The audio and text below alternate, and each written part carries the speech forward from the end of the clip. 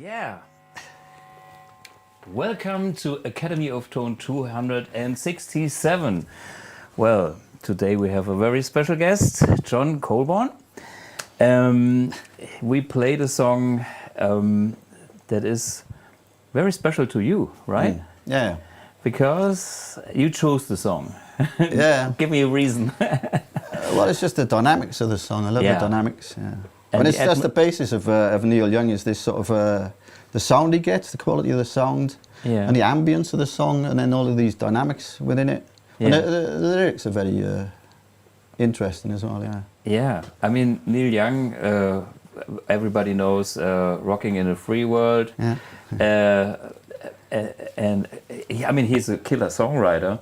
But sometimes we forget about the atmospheres that he can create. Yeah. I remember watching a movie, the black and white Jim Jarmusch movie, Dead Man Walking. Oh yeah. You know, this was the thing that got me, because he and his guitar sound was the whole movie score. Yeah, yeah. There was no orchestra. There was just him making noise with his whatever Tweed Deluxe and taped echo. Yeah. Quite impressive. And this is not about being flashy or arty-farty. It's all about it's emotion. about feeling, emotion, and emotion. Yeah. Before we got into the other side of John, which is he's a technician, engineer, having developed a device to measure pickups and things, just let me sum up my live activities for this week, and maybe I start with what I have done last week, because today we have really hot summer weather in Germany here. Prost. Yeah, exactly. I think it's about almost 40. 40. I mean, this is maybe the hottest day. It's definitely the hottest day this year. Well, it was an official warning not to go outside between 12 o'clock and 3 o'clock, I think. So, yeah, we are here. We survived the heat wave. Well, it's okay.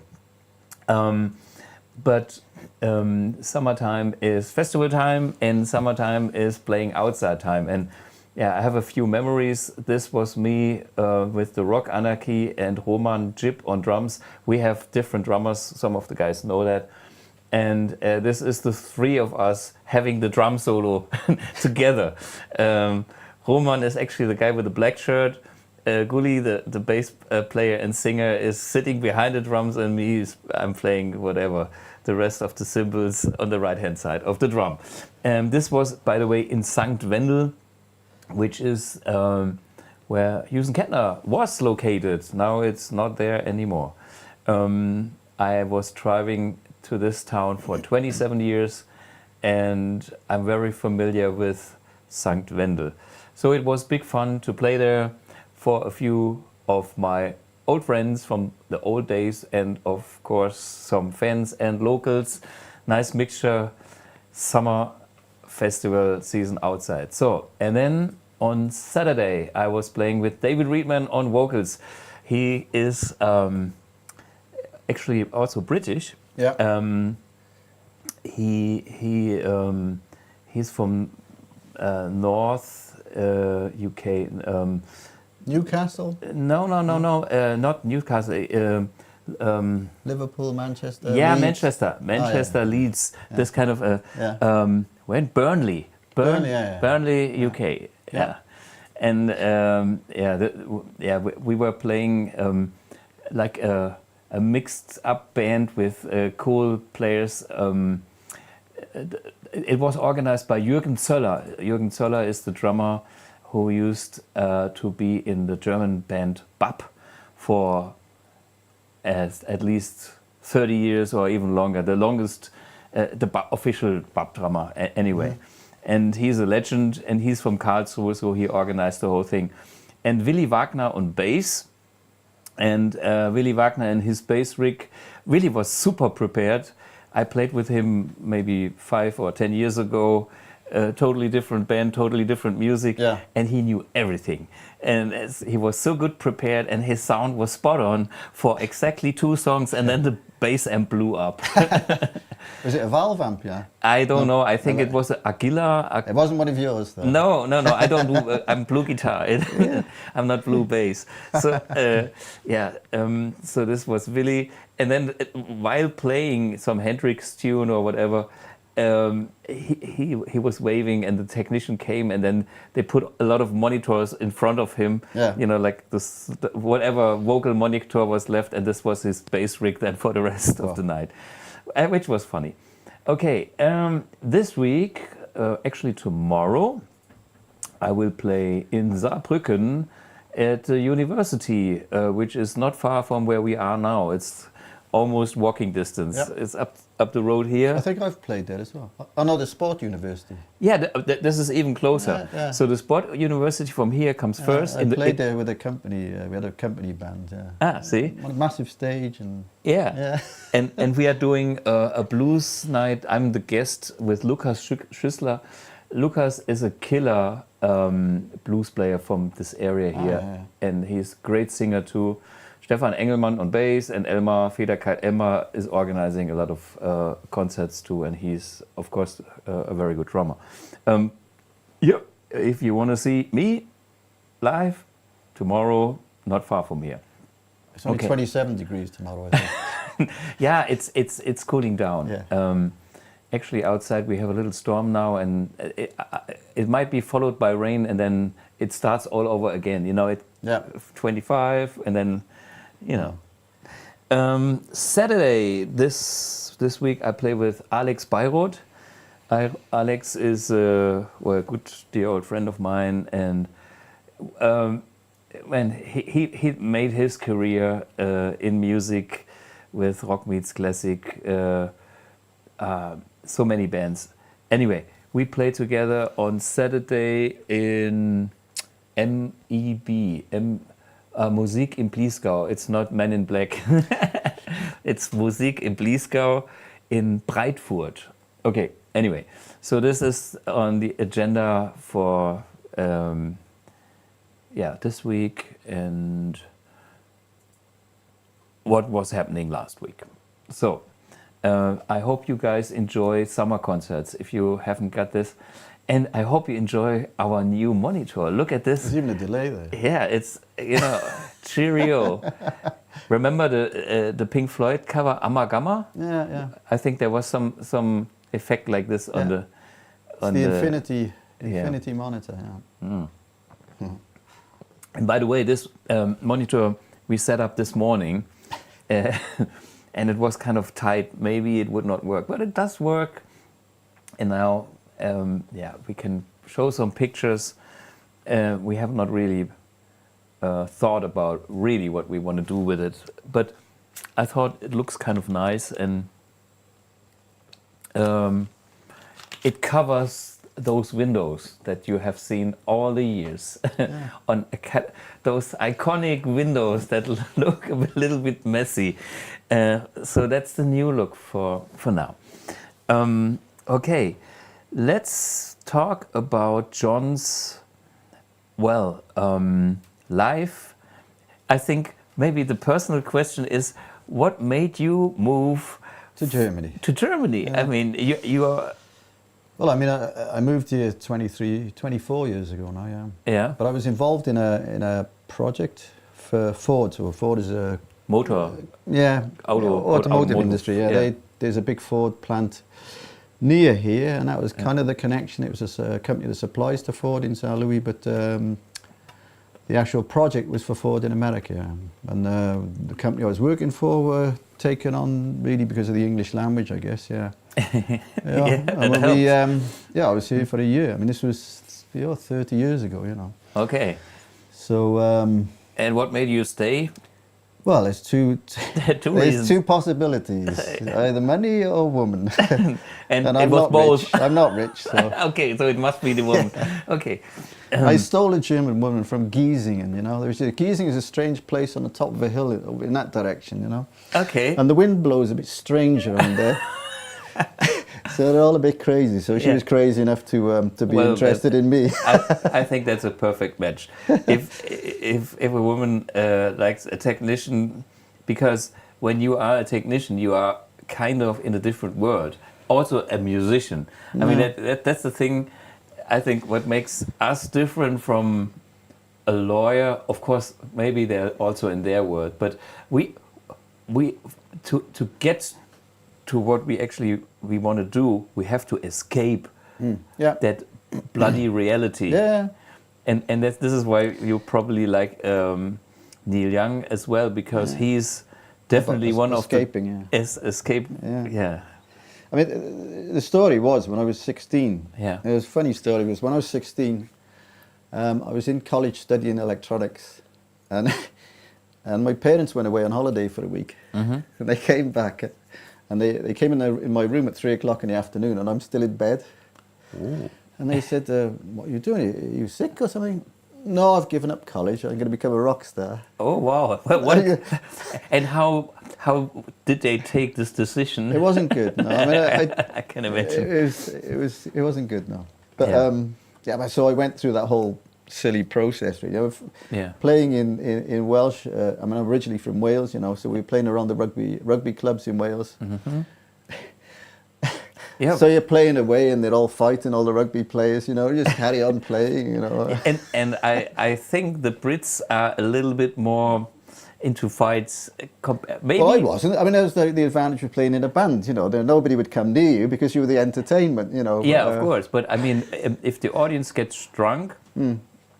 I played a couple of times in pubs in the UK. Yeah. Very nice people. Very, very nice people. I was so happy, and it was like they were so happy and they were so amused to see the German.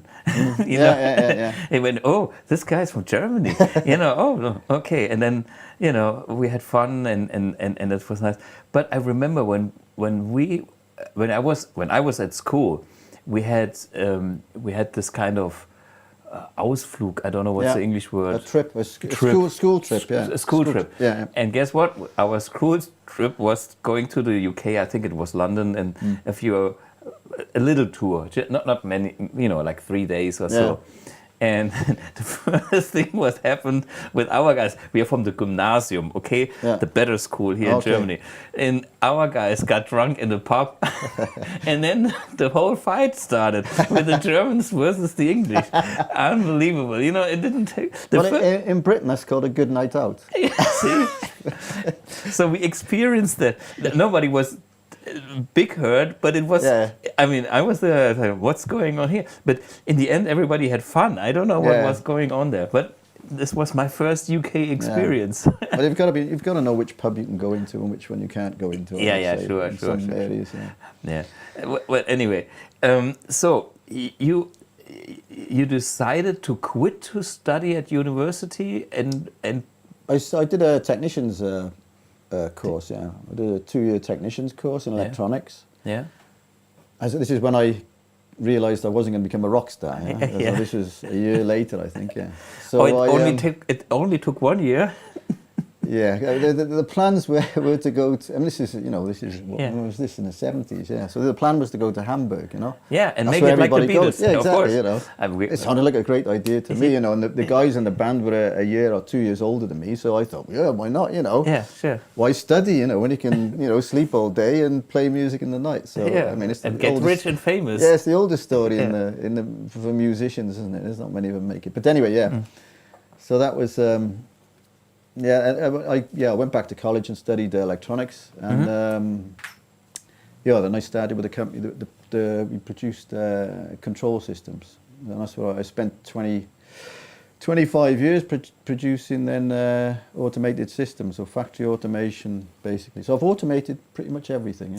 Yeah, slaughterhouses, sewage works, steel works, paper works, animal feed. Yeah, I probably carried out over 100 projects. Yeah, I find this very interesting because when we look at today's industries, I mean, we had the steel or the steam, machine. Then we had oil and mechanics, and now we are combining mechanics with computers. Yeah, and that's kind of the next level of a logical progression in industrialization, and it's changing our lives a lot. Yeah, I mean, it offers enormous advantages, but it's extremely complicated and incredibly problematic, which is why I was a year here trying to get one project finished. Yeah. Okay, so. And did you succeed? Yeah. Okay. Yeah. So it was an Innenhochdruck-Umformungsmaschine.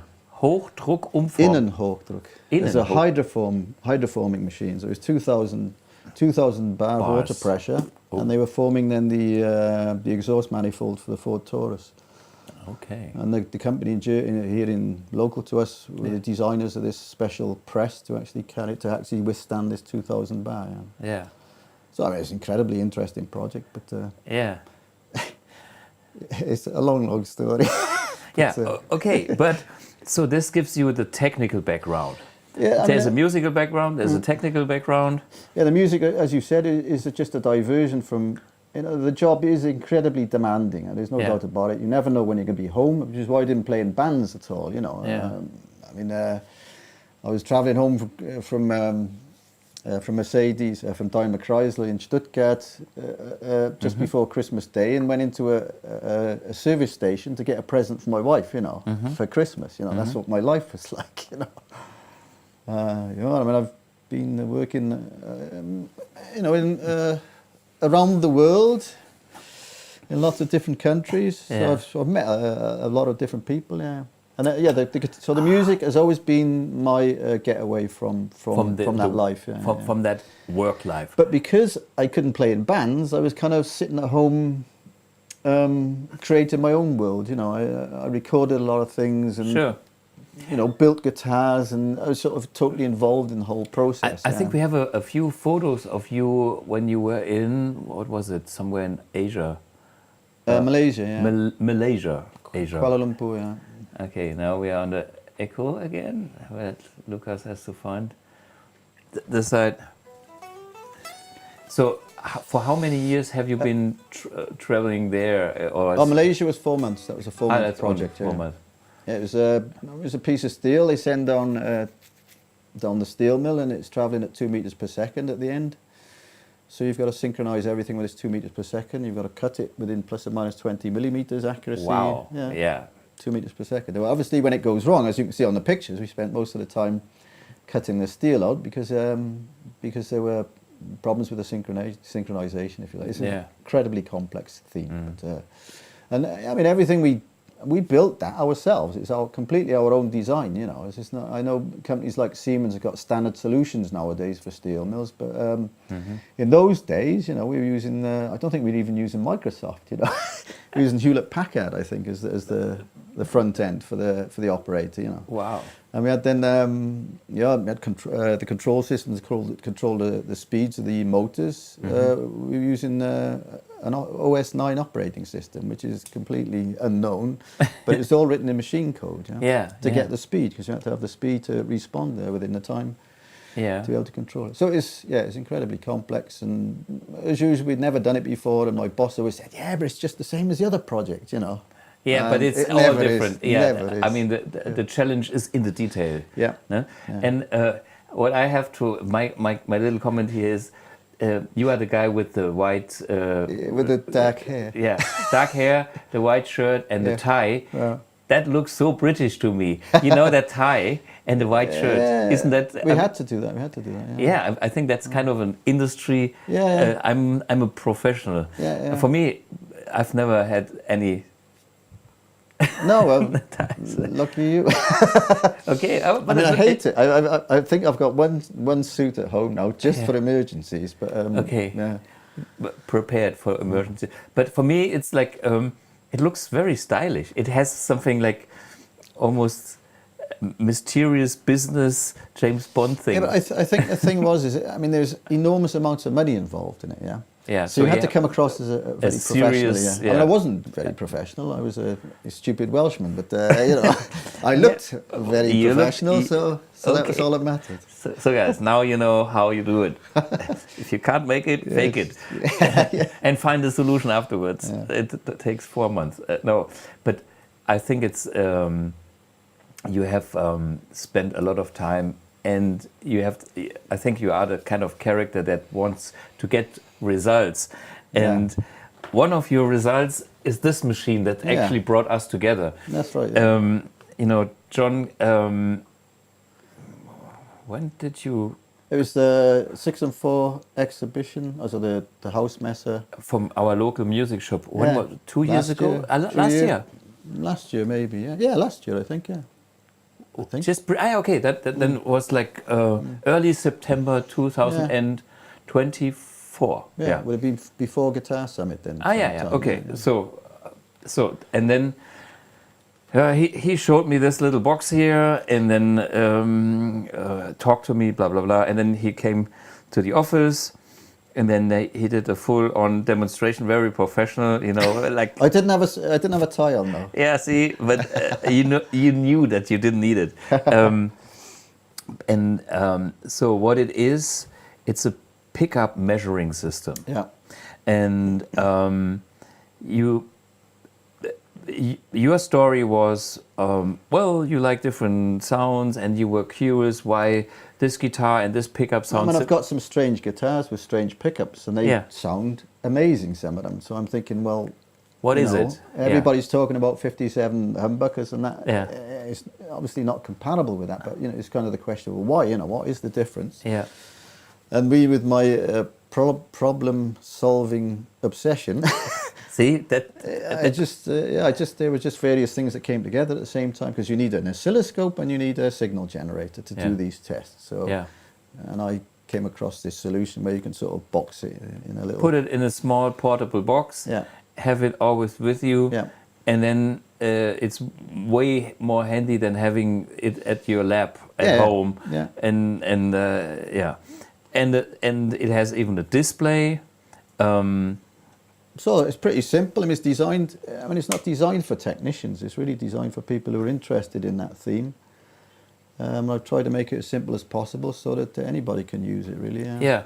So I used it a little later because I'm, you know, busy with this and that, and then I thought, you know what?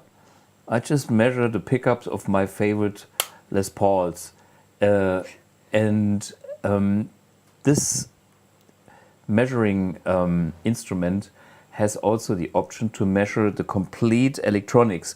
I mean, of course, it just produces a graph. A graph. So you can do comparisons. Yeah. And for me, it was very interesting because I know graphs and I know the oscilloscope and I know the frequency spectrum and how these curves look like. And on this little display, I could see the differences in what I could hear. And that was something that I really enjoyed because this was the next thing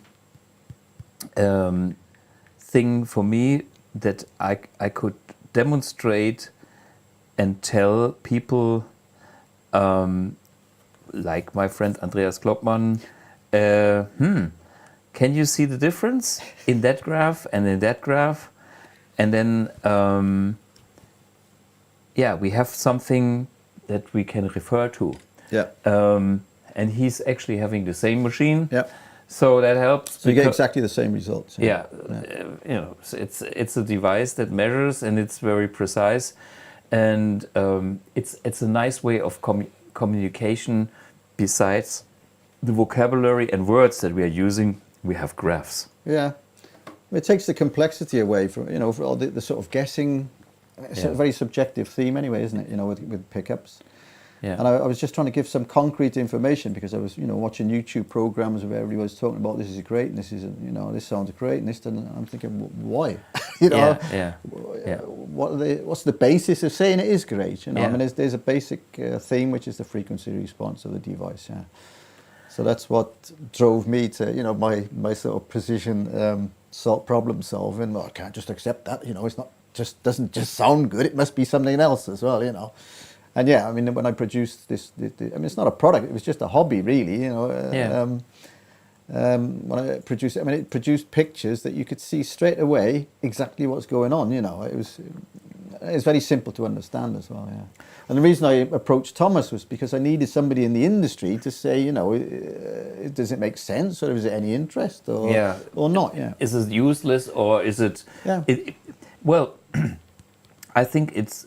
For me, it was useful, and that's and it still is because if this is portable, you know, you don't have your oscilloscope with you all day or your other frequency generator things, and this is for me all I need to judge what I can hear on guitar and pickups and cables, which brings us to the theme of today. But before we go into the cable thing.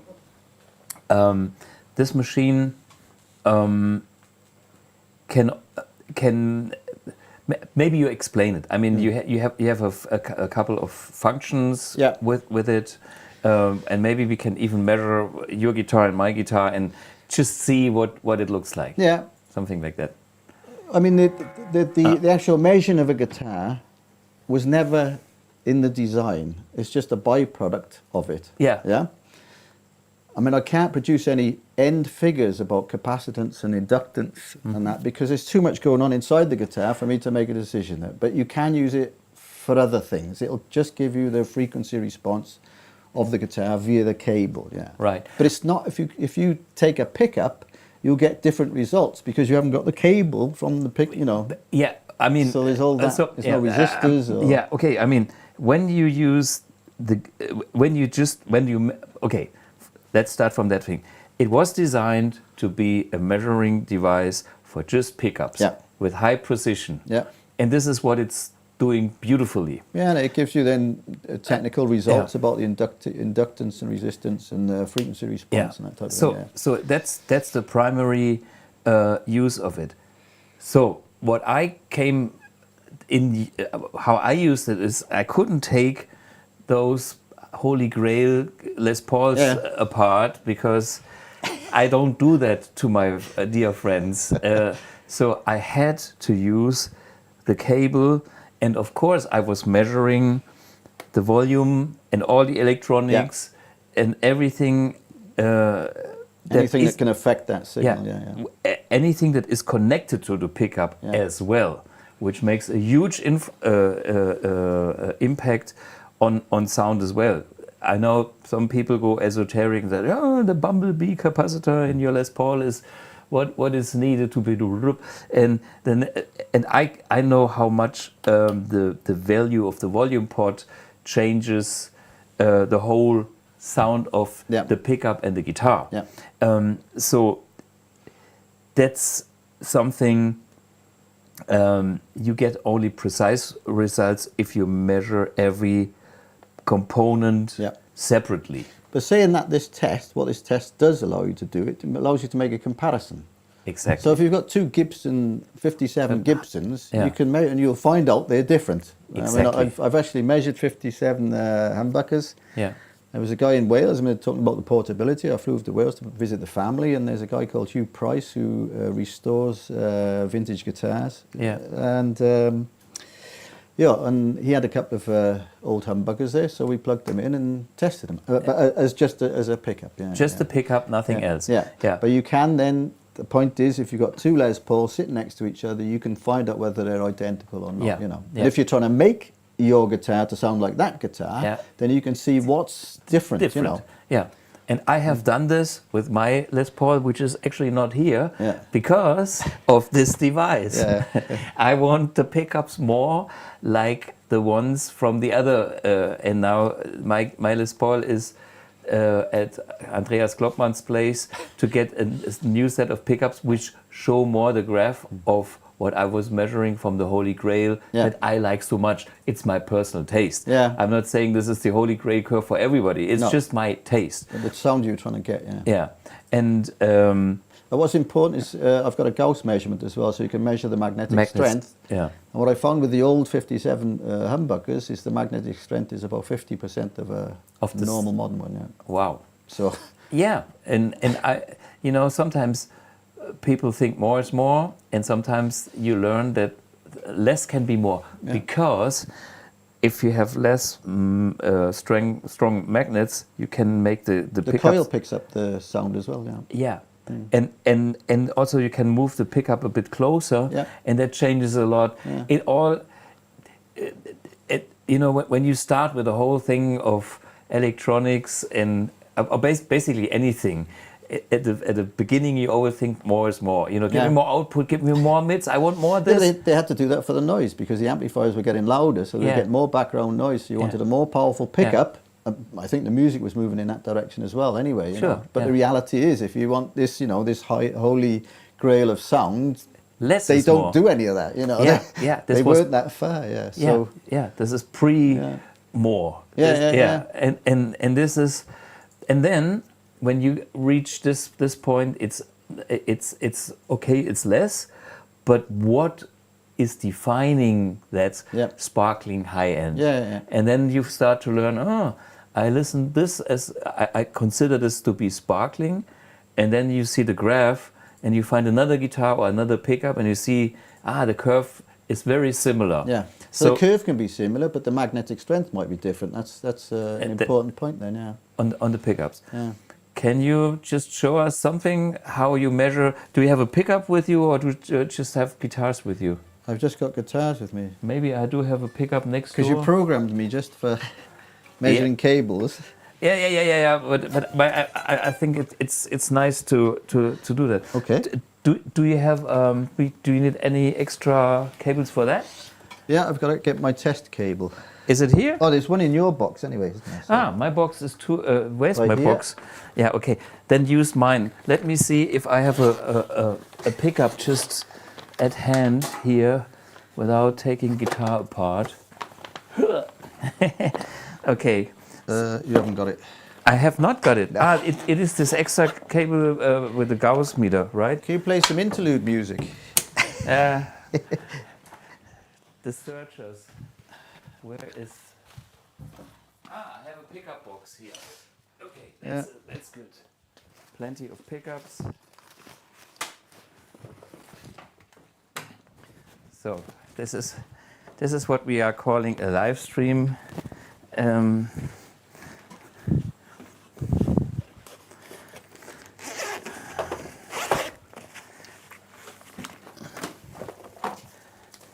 By the way, these are my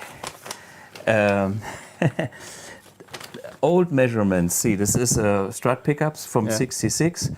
There's the kilo ohms, and there is the peak at which frequency. Yeah, the resonant frequency. The resonant frequency.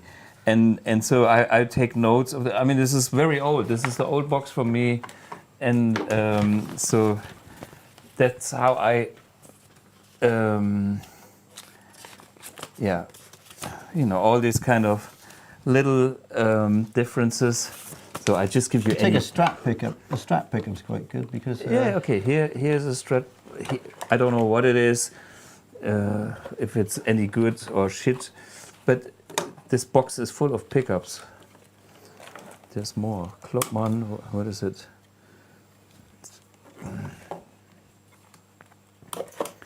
So, aha. It's nice and slow as well too. Yeah.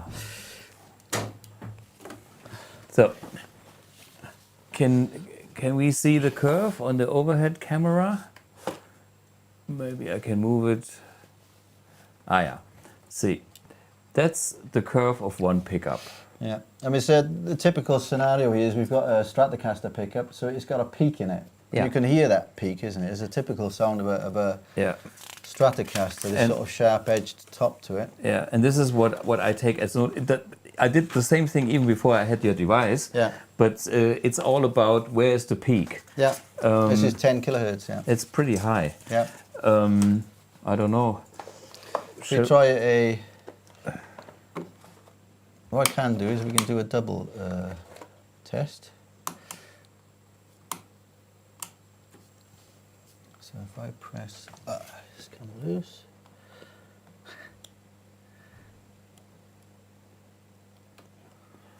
Wow.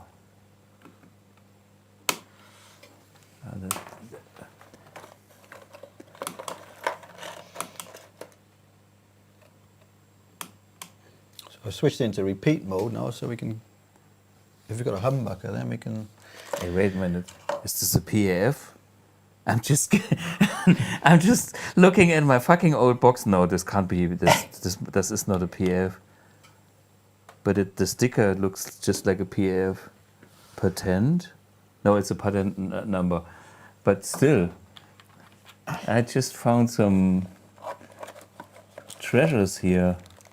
What is it? Holy Grail. What is this?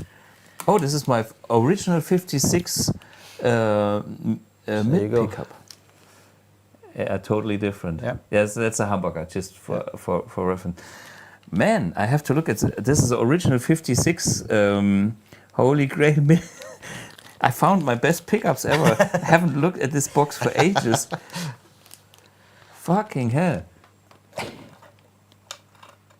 Okay, and these are some Colbourne replicas of my best pickups. You know, I was challenging him with pickups. Yeah, I think I don't think Mr. Colbourne will speak to me anymore because I gave you this device. No. Hey, by the way, this is the original 1966 Stratocaster pickup. Can you see the 66 everything? Gray bottom, which Andreas Colbourne did a copy for me. And I think this was not with his original own bobbins. This was a Squier pickup or something. Yeah. He wound this pickup reverse wound to put in this guitar but with this frequencies Response. Yeah. response. Yeah. And this was the pickup that I had in this guitar to be the ultimate middle pickup for this guitar. Hey, at the bottom of this box, all my old treasures come alive. Nice.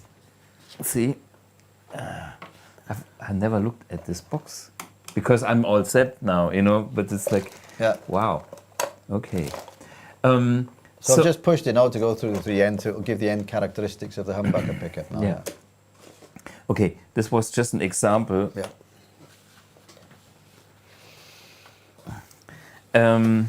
So, and then what we can do next is we can.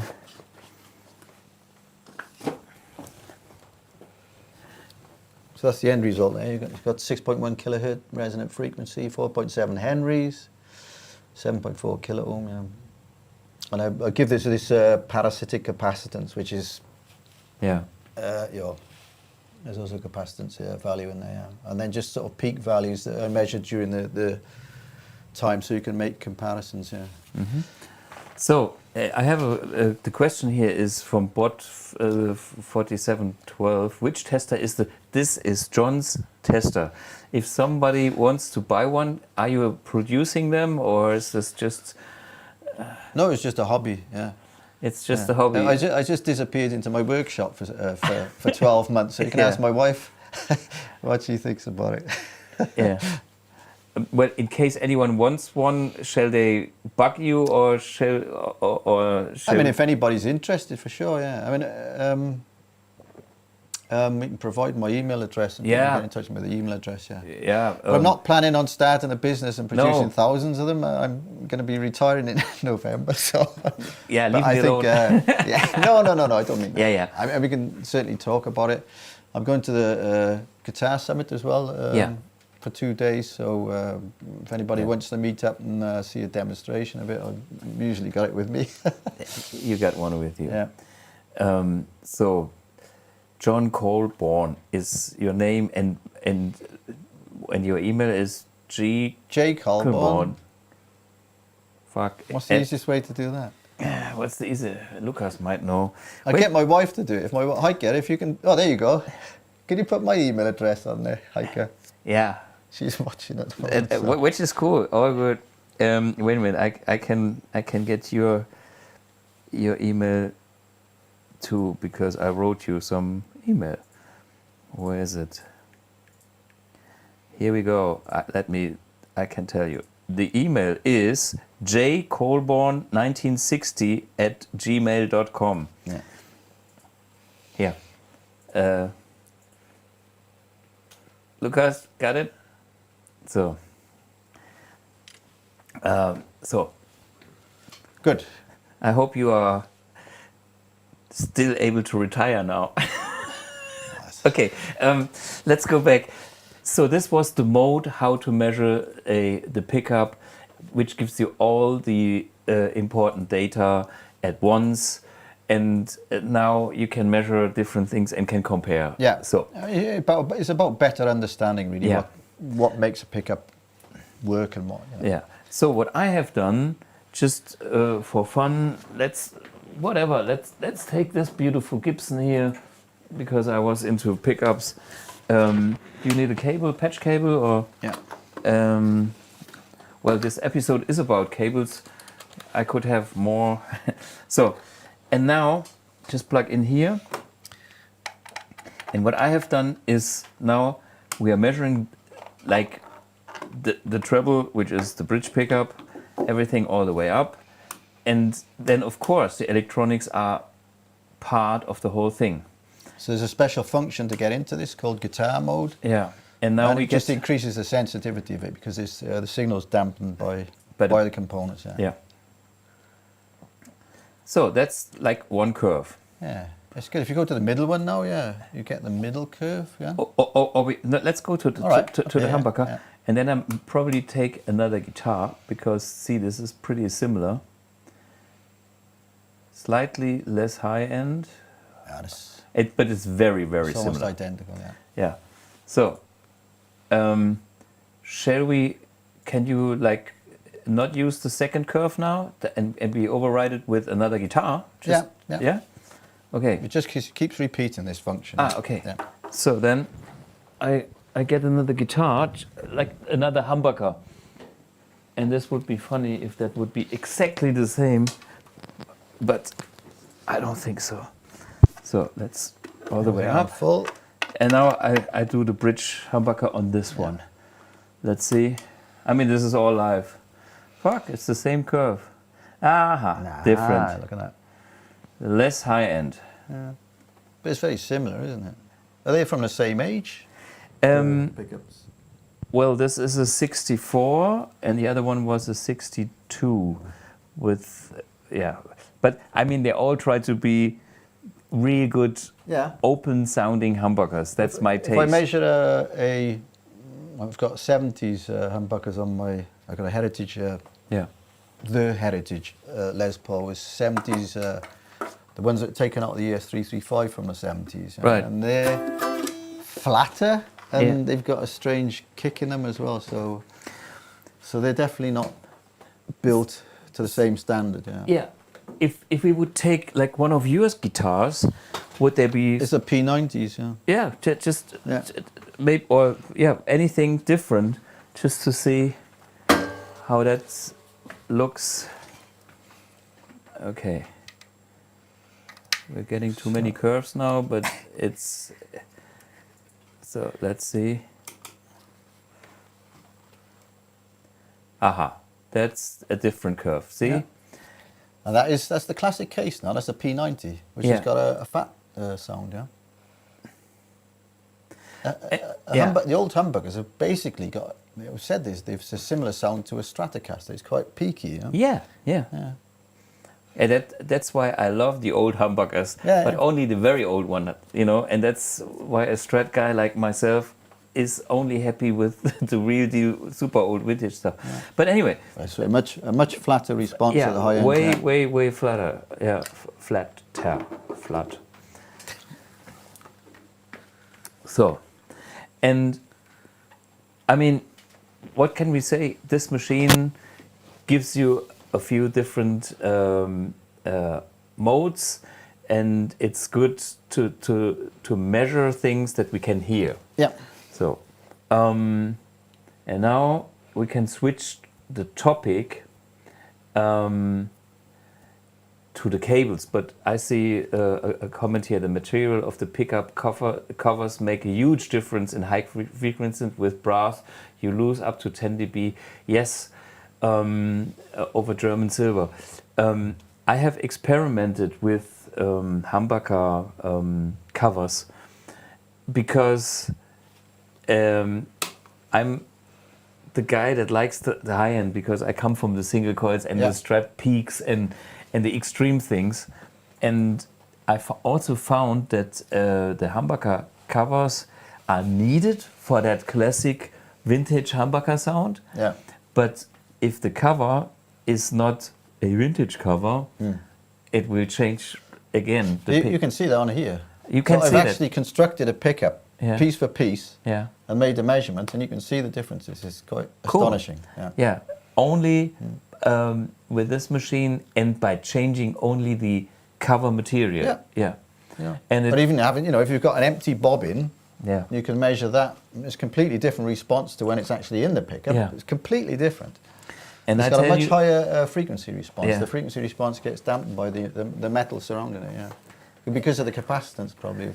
My guitar is not here with my Klopman pickups, but I know Andreas did put me in different screws here, and he even went that far that he got the screws of those Holy Grail 59 whatever PF humbuckers, put it out, was shredding it, made a spectral analysis, and got the same material. And by the way, there was a guy from Saarstahl involved to analyze what material, the material to get close to and then he was ordering these screws. He had to buy 1,000 million whatever, and then he put the different screws in the guitar. You can simply turn them, put the other one in, and I heard a difference. Man, even that screw makes a difference. It's all. That was what surprised me. Is anything that's metal goes in close to it has an effect. It's as simple as that, which you can see on here. Yeah. There's an additional effect, obviously, is the magnetic characteristics of it. Yeah. Which one I can't in detail look at, but. What I'm doing is not measuring the magnetic effect, only the metal effect. The metal is a material that's in there. And the magnets, you can take an approximate measurement as a Gauss measurement, which gives you a very good, because that might be the difference. With these different screws, you're getting different Gauss measurements on there. Yeah. So you're getting different magnetic transfer characteristics. Yeah. And this is what we can actually hear. Well, you can test it on this in 5 minutes. Yeah. And that's good, because this machine gives you all that information. It's simple to handle. Wow! Hooray! I don't know if you can hear that, but we have thunderstorm out there. So this was the heaviest I ever heard in this area here. Let's play one song and then we do cables. thunderstorm. The question is thunder.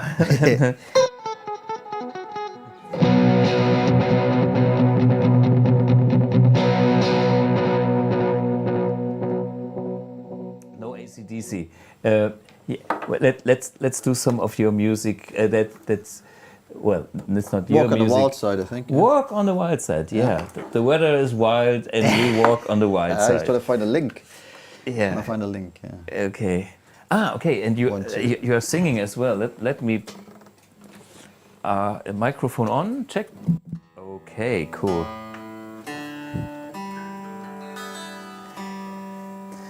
And my drink is off. Oh.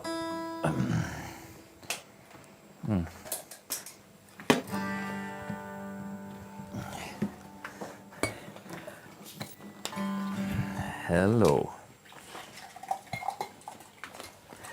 I know what. I unconnected your guitar with your self-made Fender amp because I didn't want to have any extra noise. There's a story about this guitar that we're gonna go into a little bit. No, just let us know. What is this guitar? Well, this is my sort of again an obsession with sort of trying to understand. Microphone off. Oh yeah, sorry. Okay, wait. Okay, double voice. So that. So it's the vintage guitar theme, isn't it? Everybody says vintage guitars. You know, you've got to pay 10,000 euros for a vintage guitar. You know, for not for every, but for some. But I played a Hofner, an old Hofner, 60s Hofner, just coincidentally sometime, and it sounded amazing. You know. Okay. And then I don't know, 10 years later, I had this thought, vintage guitar. You know. So I just bought this. I think I paid 180 euros or something. You know, and they're just essentially in a pretty bad state when they get to you. It's from the 60s. Mm-hmm. It was made in. We've got a picture of the history of this a little bit, but it was made in the old part of old East Germany. Markneukirchen. Yeah, Markneukirchen, which is famous for a long music tradition, violins, and these days Warwick is located there. Yeah, I mean, and Geva distribution. I've been there. Yeah, C.F. Martin was born there. Martin. Yeah. We are talking about the guy that makes guitar. Martin Guitars, the D whatever Holy Grail acoustic guitars. East Germany. Yeah, it's all German. It was before. It says here before the Second World War. 80% of the world's orchestral instruments were built in Vogtland, which is the same area. Yeah. Das Vogtland. It's very far because we are very west here and they are very east there. Yeah. It's not far to the Czech border. That's right. Yeah. So the story is, I mean, I've restored the guitar to the point of view of making it playable. Yeah. Because they're not playable. If you buy a 60s guitar, a cheap 60s guitar, they're not really playable. I think you'd know that. What did you have to do? Like straight up the neck? Or? Remove the frets. The frets were, I mean, you could barely call them frets. They were just sort of like thin little pieces of metal across here, you know. So I pulled all the frets out, and with the old guitars, the neck is always warped. Always, yeah. Because of the timbre basically changing over time. Over decades. So I planed it to a 12-inch radius and put modern frets on there. I've got modern tuners on there. Mm-hmm. I mean, good quality tuners, because the tuners on these are really terrible, you know. And that's it. I restored the electronics, and I've been using it, you know, quite a lot for playing concerts. I play this sort of a little bit sort of Neil Young type of music, where it's sort of acoustically orientated electrical music, if you like, you know. And obviously a guitar like this is very good. And it just shocked me that that it sounded so good, you know. That was the thing that started me off with this, really, you know. How come? Because the pickups are made by a company called Simetto, also an East German company, who still exist, I believe, who produce electronic equipment. They don't produce pickups anymore, but so essentially they're made by a very qualified company, you know. Right. Yeah. So so it produces, well, hopefully we'll hear that. Yeah. Is the amp on? Oh yeah. There we go. And now the mic and so this is. I've got to drink a little bit of water. Yeah. Okay. Because we've got 28 degrees here, I think. Yeah.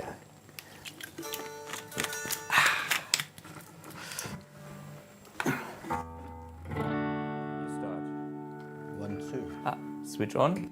1, 2, hello.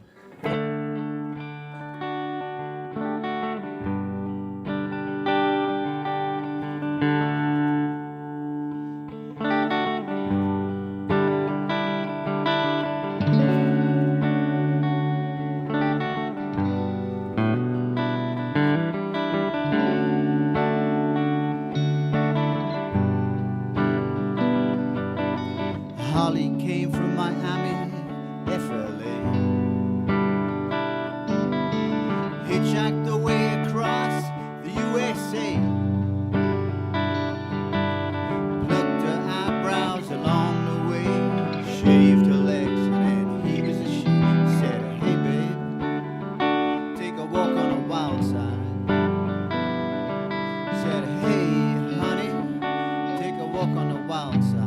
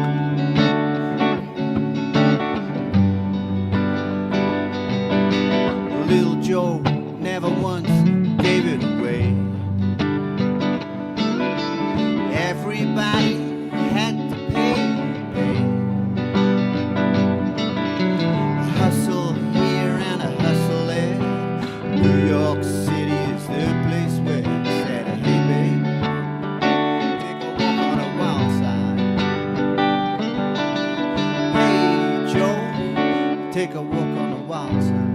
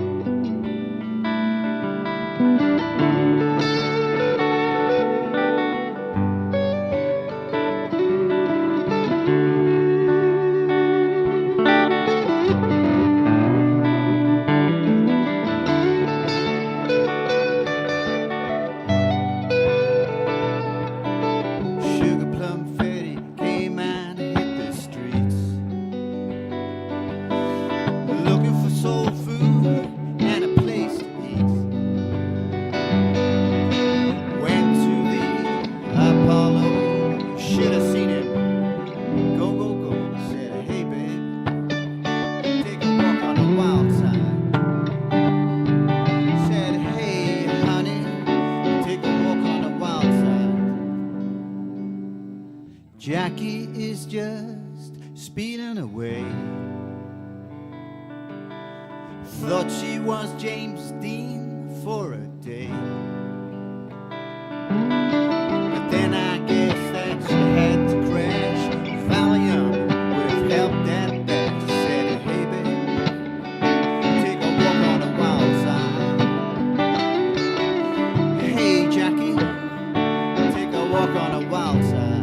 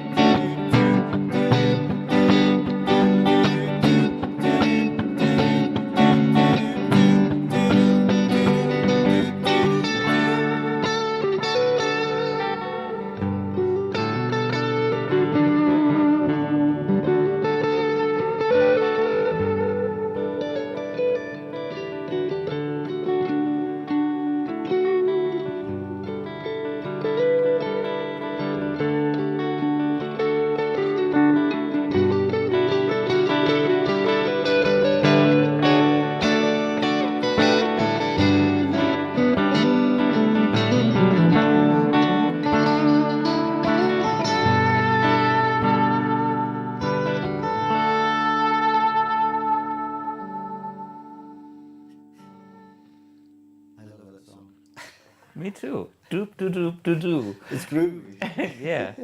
Okay. Yeah. Walk on the wild side. Let's talk about cables, because this was the main topic of this episode, and we didn't even touch. We used cables, yes. And the thing about cables, everybody has to use a guitar cable when you play an electric guitar. And I have heard so many different stories, including myself creating stories about this is the holy grail cable for this, and this is the holy grail cable for that. And I don't like that cable, I prefer that cable, and so on and so forth. And that is all based on my taste, of course. So, and then there is the typical quality discussion. Well, if it's a good, high, expensive quality cable, it must be good. And, you know, expensive is only one factor that has nothing to do with musical quality. It has just financial quality for the manufacturer. Which is not saying that expensive cables are bad cables. No, it's I'm not a cable maker, but I know there are cables with different flexibilities, different thicknesses, and all that stuff. In the end, I like cable that are easy to handle, with plugs that make no stress, and that's be robust as well, yeah. And robust, things like that. And therefore, now I make a little advertising. I think the last 10 years I play the Klotz Joe Bonamassa signature cable. Why? It lasts, it's flexible, and it sounds good. Okay, does it sound as good as my Holy Grail cable from the past? Maybe, maybe not.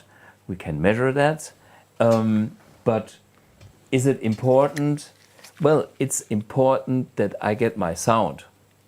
And when we look at cables from the, well, electronic point of view, the cable sits in between the guitar with the pickups and the electronics and the input of your amplifier, or maybe of your pedal that is in front of the amplifier. So there is an input impedance on the amp or on your pedal, and that is kind of the first load for this system, guitar, electronics, amplifier. So I mean, it's probably the most influential part of your waveform coming from the guitar. Is more affected by the cable than anything else, I would have thought. Yeah.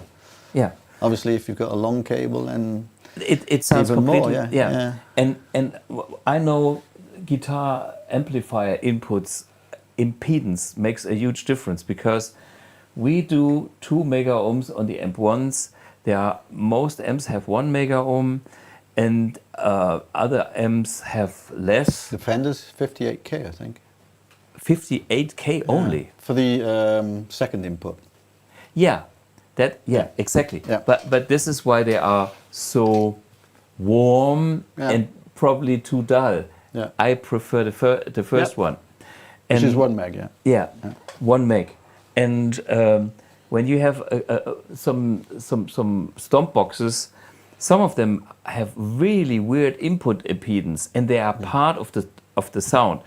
So what I'm trying to say is, there's your guitar, there is your amp or your pedal, and the thing that you can change in between those two, if you like them, is the cable. Because you can buy different cables, and it's easier to change the cable than to open your amp and work on the input resistor. You might destroy the whole thing. Don't do that. And the designer usually has an idea why he has chosen a certain value for the input impedance. So you probably live with what you get there from your amp. It's fixed, essentially. It's fixed, So, and the variable parameter in the game now is the cable. So, which changes over time as well, because I mean, it's the most even though a cable's robust, it's the thing that's probably working hardest within that signal chain. Yeah? So its characteristics over years will obviously deteriorate as such. Yeah. I give you a few different cables, just for the fun of cables here. Yeah, Vovox cables is they have very low capacity usually, and they are, for my guitar, too bright. Just to tell the Vovox fans why I don't have a Vovox cable myself. But hey, it's all a matter of taste. But let me demonstrate a few different cables. So I put in my Strat and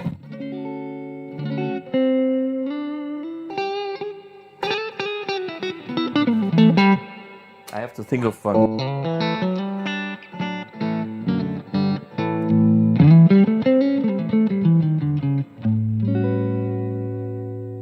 So that's one cable. Wait a minute, I have another one here.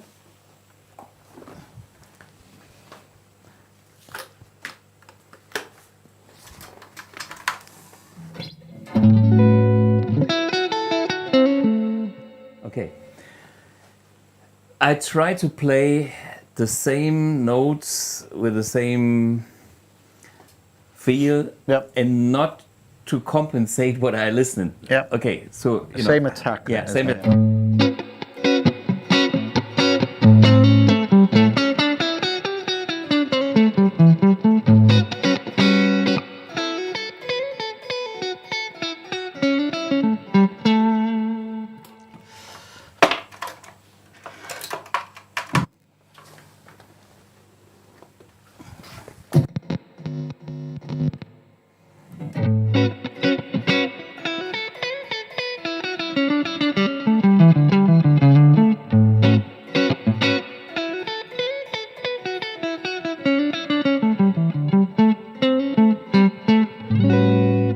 So, can you hear the difference?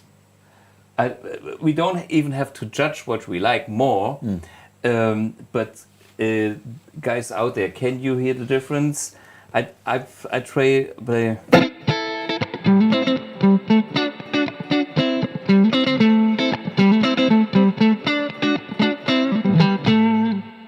Versus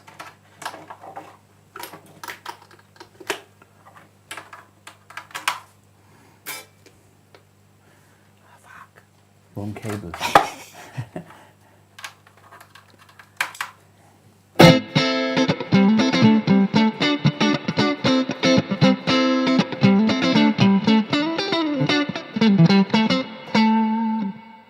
Aha, Martin Ehlert can hear a difference day and night.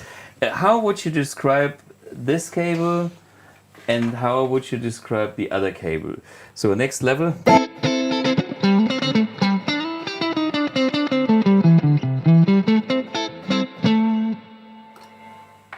Versus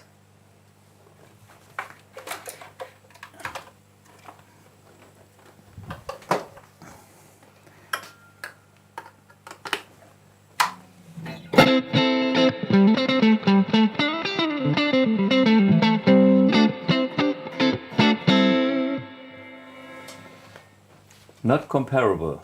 Yeah, different. Last cable sounds different. The cable with the red connector sounds warmer and fuller. First one little more low end. Sounds more hollow. So, not length now. We are just talking sound now. Without They're similar length anyway, aren't they? No. That comes later. Zip. But just, you know, I want to stay with the sound. Okay, so see, everything is on full.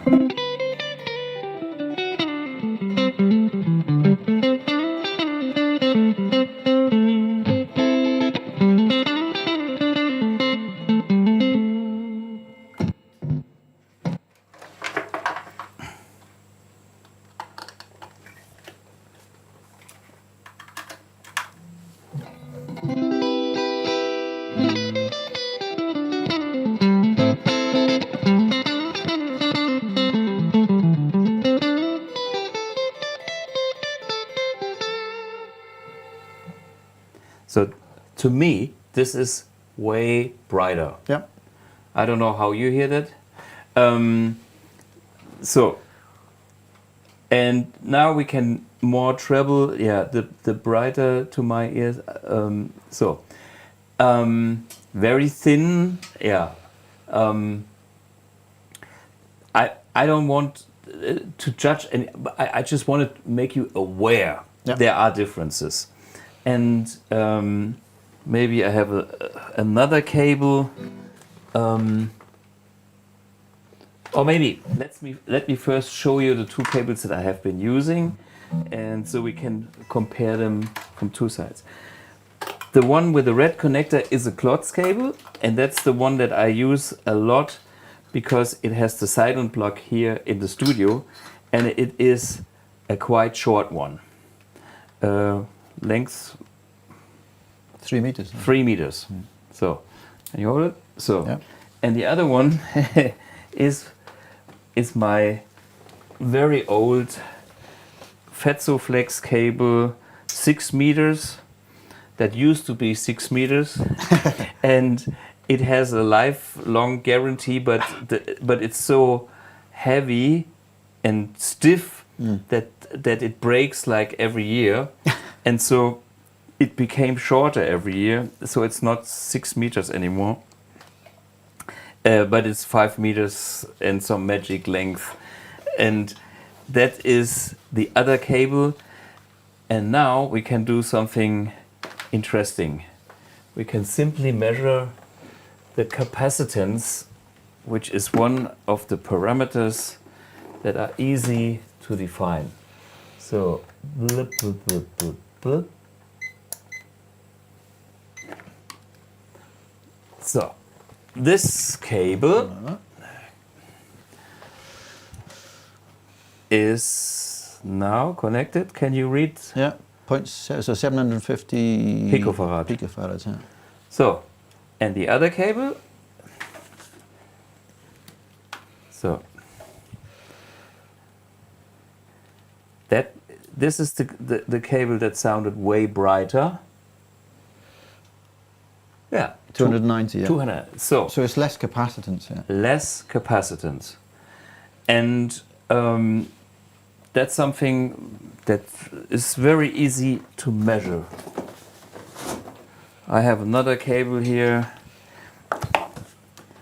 which is also short, so it should be low capacitance. 340, 350. Yeah. So the funny thing is, I think can you measure these two cables, the length, the physical length? Yeah. If the Klotz with the silent plug has the same length as this one. And it is the same length. Yep. So, and by the way, this is also a Klotz cable. And this has a bigger capacitance than this Klotz cable. Yep. And this is not because the company is stupid. They offer two different cables with different capacitors. Yeah. And by the way, this is the 3 meter version of the cable that I like the most for myself, which I probably don't have even here because it's still in my gig bag. Wait a minute. I'm a poor musician. I only have one here. We've only got 800 cables here on the floor. So. I have 800 cables, but it's not the one that I use all the time on stage. Okay, so what I'm using on stage is this cable, but twice as long. Yeah. Then we how many? Let's measure this one. Twice as long should be double the value. 30. Yeah, 300. 300. Yeah. So, and 300, and now I compare this to my big woolly cable. I probably end up somewhere in this direction, 700. Yeah, 760. Yeah. Yeah. So almost double. Yeah. I like dull cables. Yeah. Why? Because my taste. Yeah, I mean, the Stratocaster has got this edge to it, hasn't it? Yeah. So, yeah. And that's the thing why I really enjoy those low capacitance cables for Les Pauls. Yeah. And I like those bigger capacitance cables for my Strat. Yeah. That's my personal taste. Yeah. And what is happening is we have measured the peak of the Stratocaster pickup half an hour ago on your measuring device. Yeah, it was 10 kilohertz. Yeah. Yeah, and what is happening with the longer cable is that peak is also moving lower. Yeah. And then that's the ringy-dinging sound of the Strat that moves to a little bit lower, to less hi-fi. Yeah. And that's what I personally, that's what I personally like for this guitar. Yeah. And as I said, for the humbuckers, I can be picky and choose another cable.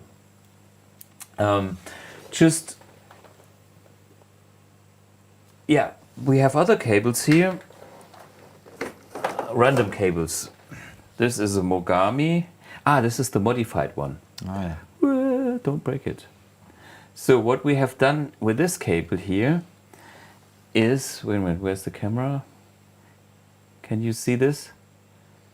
Well, it's hard to see. Maybe from the top camera? Wait a minute, I put...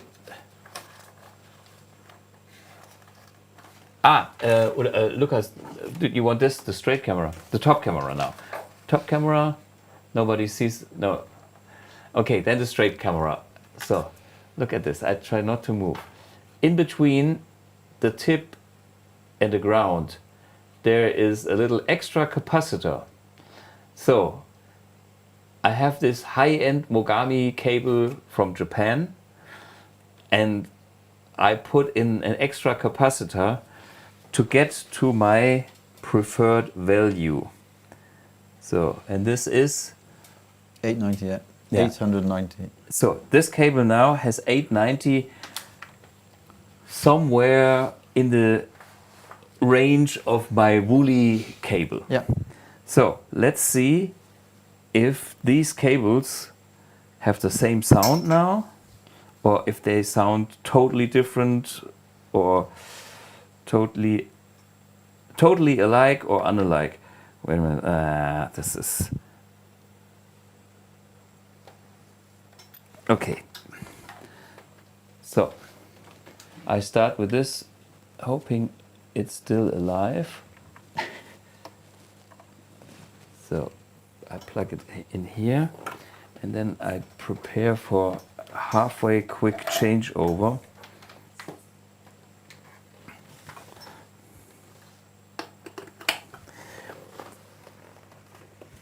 So you hold it. So let's listen to this with the extra capacitor in between. What did I play?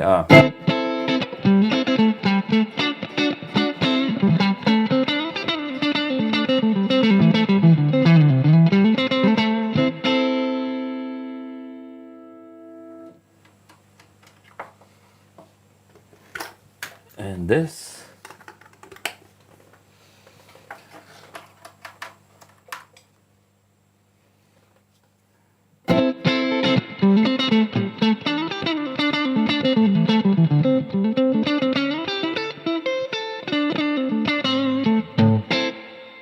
For me, sounds very similar. Yeah.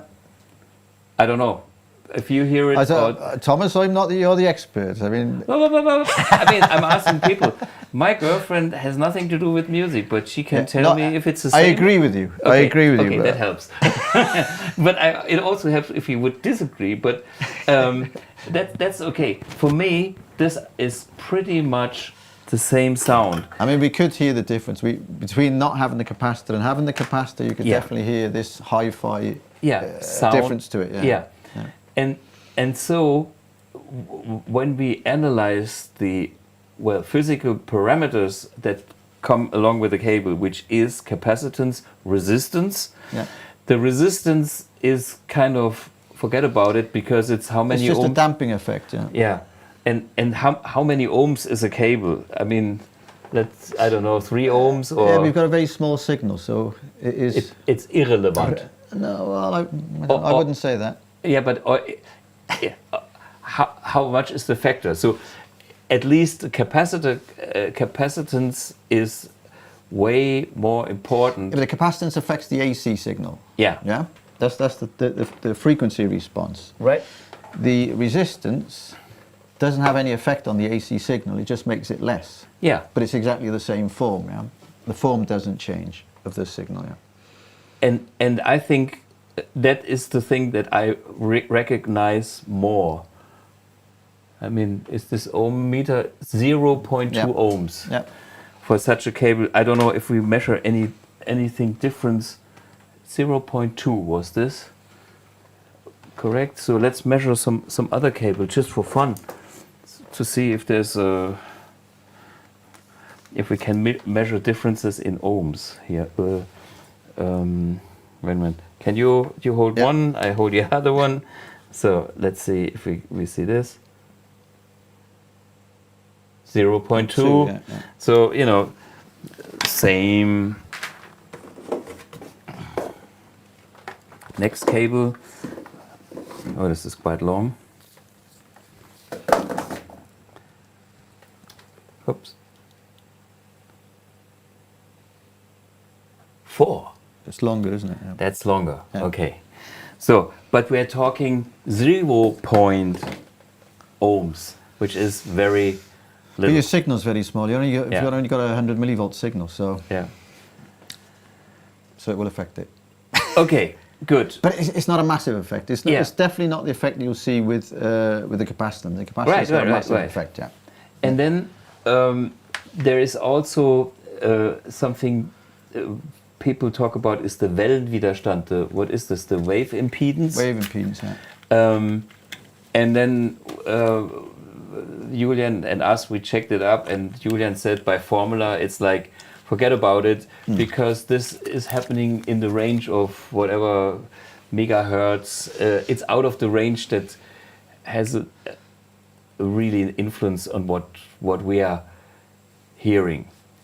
Yeah, I mean, it's a subject that's that's carried onto a transmission of radio waves. So high frequency radio waves and transmission of high voltage electrical supplies. It all becomes more relevant there, if you like. Yeah.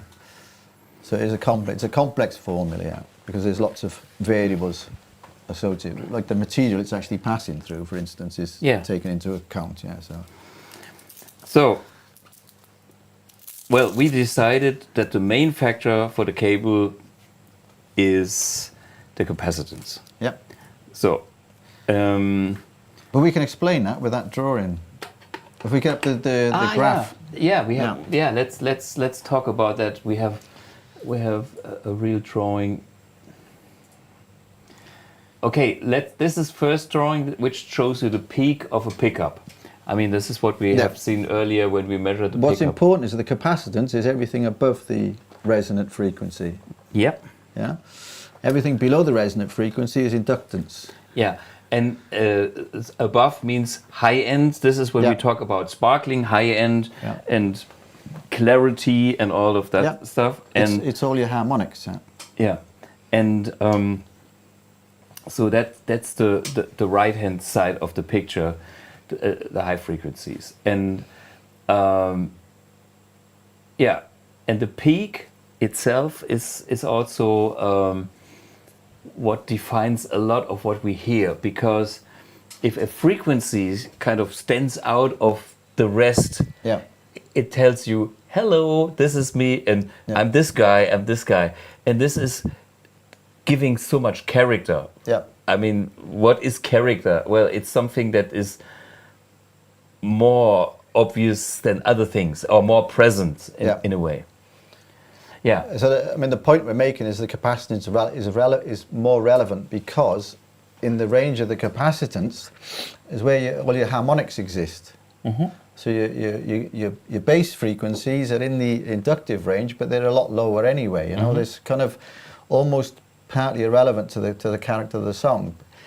The character of your song is from your harmonics more than your bass frequencies. Yeah? Absolutely. Which is a bit. We've got another picture now of the which shows the frequency range of guitars, typical. Yeah.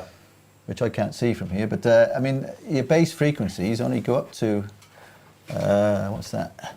440 hertz. This is in the middle. Yeah. Yeah. But if you take the 24th fret on a guitar, you've got 2000. I can't see it. My eyes are too bad. But it's 2000, 2006. Yeah, 2.6 kilohertz. Yeah, also hertz.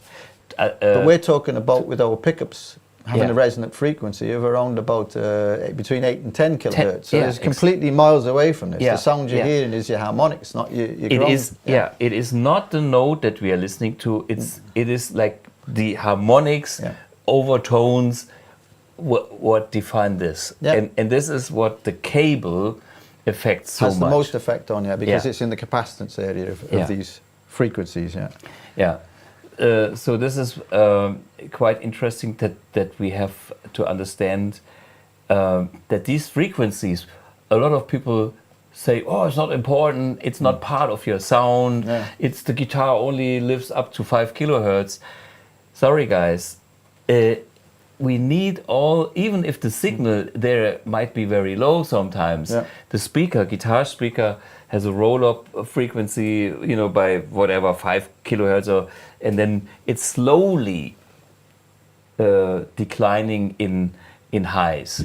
But if it's not there, like not there at all, you think it's like, I do miss something. If you turn down your tone control on the guitar, Yeah. it will cut off all of your harmonics. So Yeah. the only thing you'll hear is your bass frequency. Right. So that horrible dead sound is just your bass frequency. Well, that's horrible. Their sound is jazz. Oh, sorry. Well, are they jazz musicians watching this? We all love Spinal Tap. I hope you all have seen the one on jazz. Have you seen Spinal Tap on jazz? I've seen Spinal Tap. Yeah, they do a new movie. It's coming out this September. I'm already waiting for this one. Jazz is music based on fear.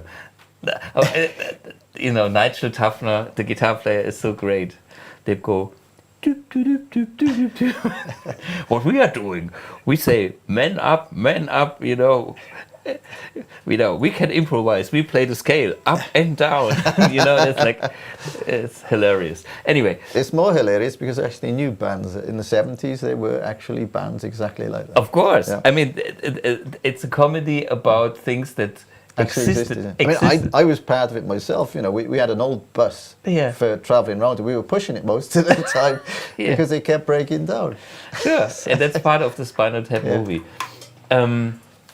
So, this is a cable with a so-called Timbre plug by Neutrik. Maybe the camera can show it. I was excited by the idea of having a cable with a switch on it that you can twist, like this is the part of the switch. Let me get the real cable. I show you here this one. So this is how it looks. Cable, and there's a switch that has a few positions, and inside this switch we have different capacitors. The same thing like what we have modded on this cable. The problem is I don't like the values. So let me show you.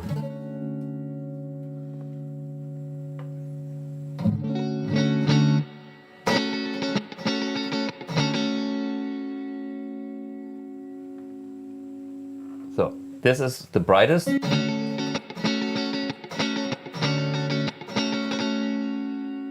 Next position. To me it's too dark. Yeah. Remember. And this one. Yeah. It's too edgy, yeah. And the next step is even duller. Yeah. And then it's even one more. This one goes to below 0. I mean, Spinal Tap goes, this one goes to 11, but this is...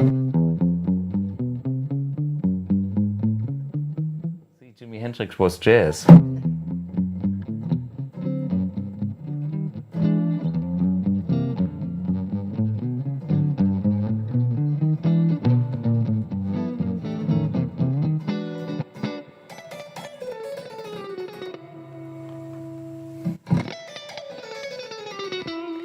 Okay, So this was switching different capacitors. Yeah.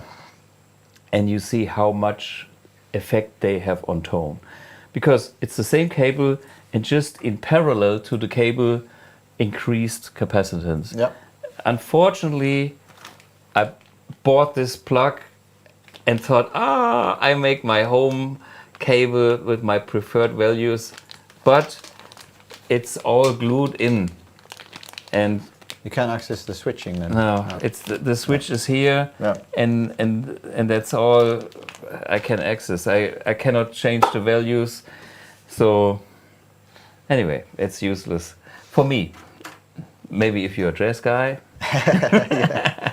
yeah, you can switch from jazz to rock. Well, anyway, so far so good on this cable.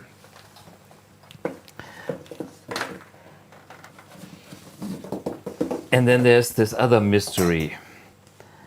A cable can sound different in direction. Does it really? Let's listen.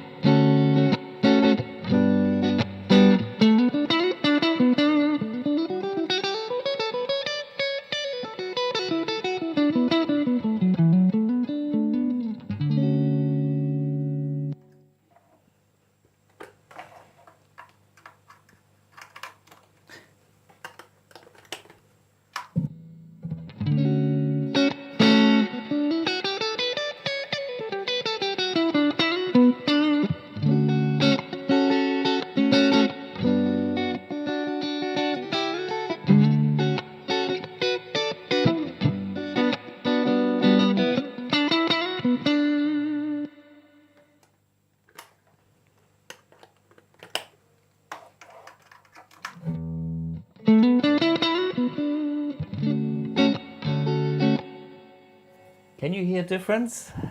Well, I think that's darker.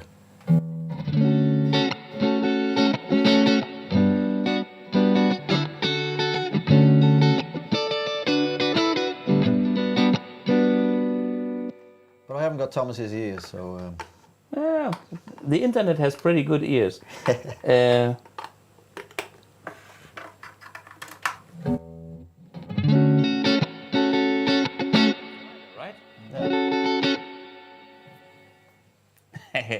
Yeah, so this direction is brighter. This is brighter than the other one. Okay. Yeah. Hey, now yeah, that's black magic. That's black magic. It's the only explanation. Well, we need explanation, but maybe we check another cable. Let's take my beloved thick Gartenschlauch. What is this? Garden hose. Hose pipe. Hose pipe, yeah. And see, I have put a mark on this direction, but I don't know if this goes into the guitar or if this goes into the amp. Anyway, I have marked one side and the other one is not marked, and see if we can hear a direction, the direction of the cable change the sound. Okay, I tried to play exactly the same. Everything is on full, and we stay on the neck pickup.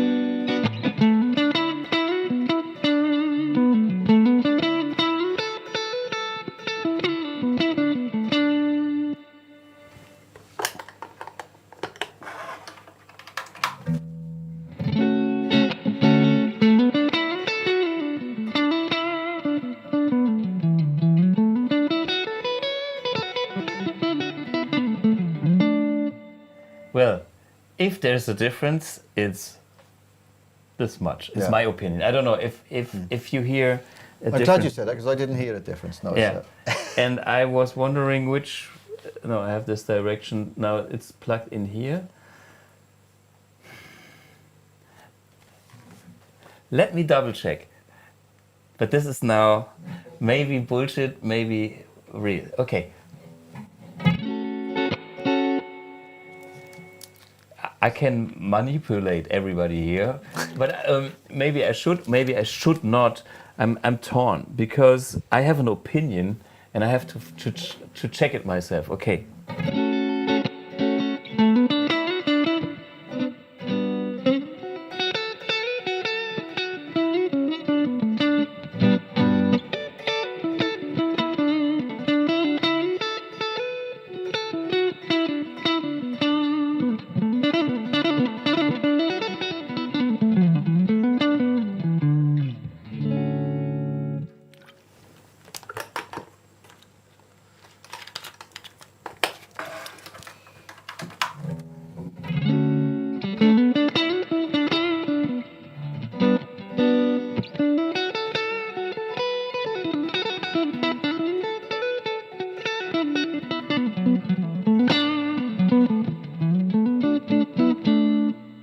I think I prefer this direction.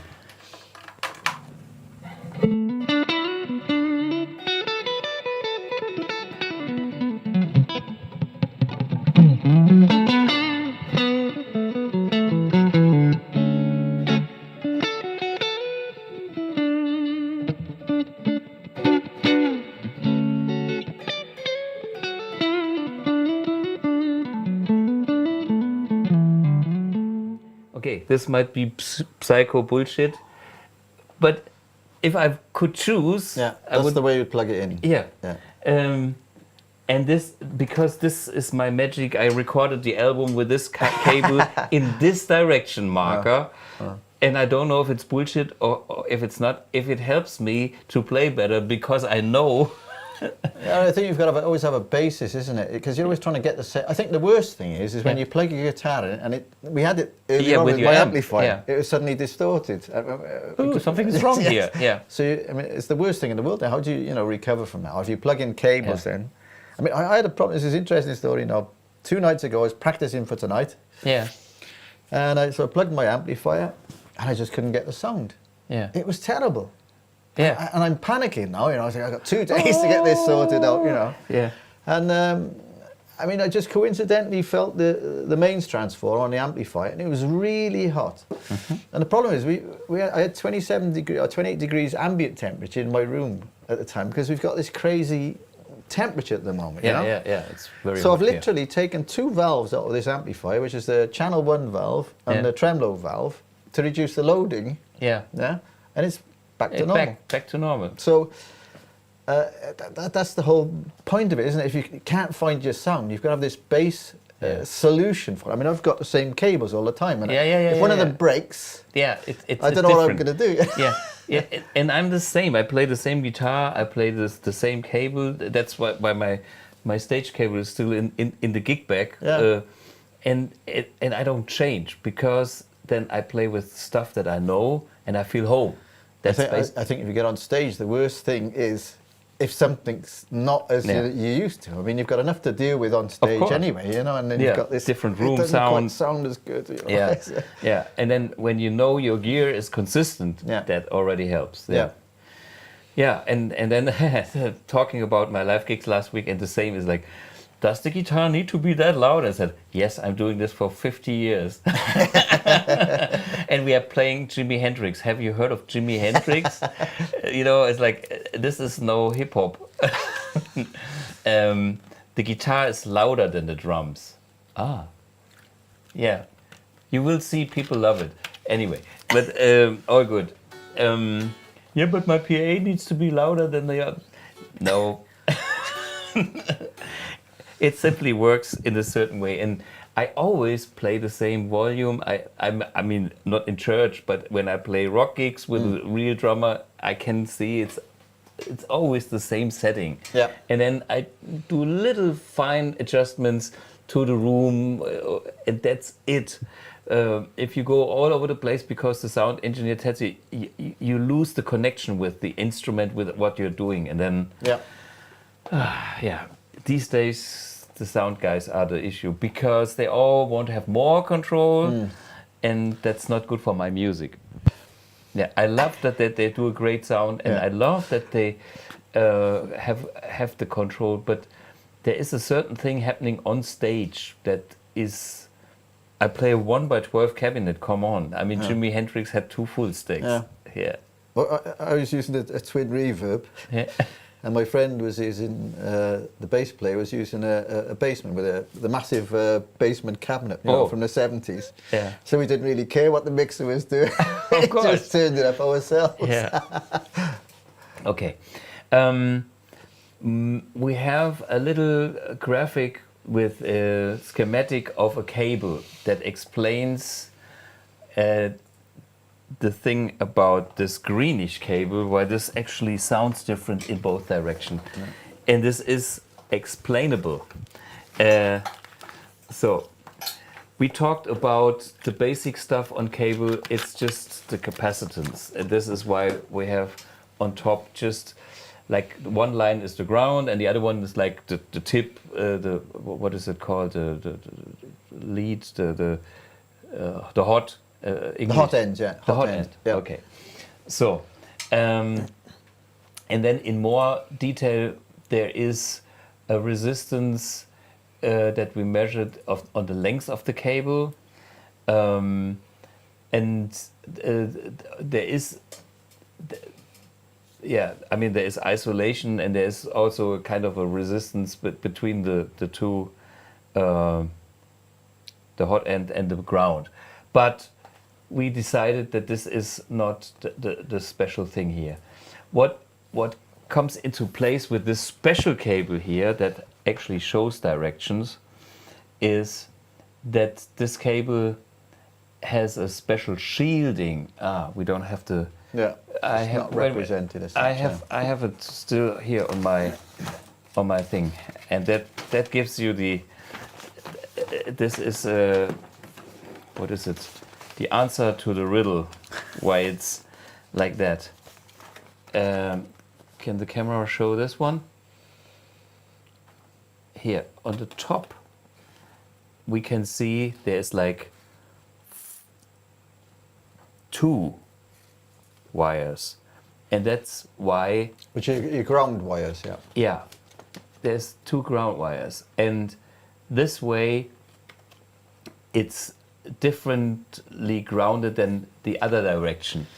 Yeah, ground is normally only connected, or your shield is normally only connected on one end. Yeah. In a normal sort of industrial application, I think what they've done on this cable is they're using that as well. It's not common in guitar cables, but industrial applications for signal transmission of Ethernet or Profibus, or these sort of network cables, then it was absolutely critical. You can't connect the shields, yeah.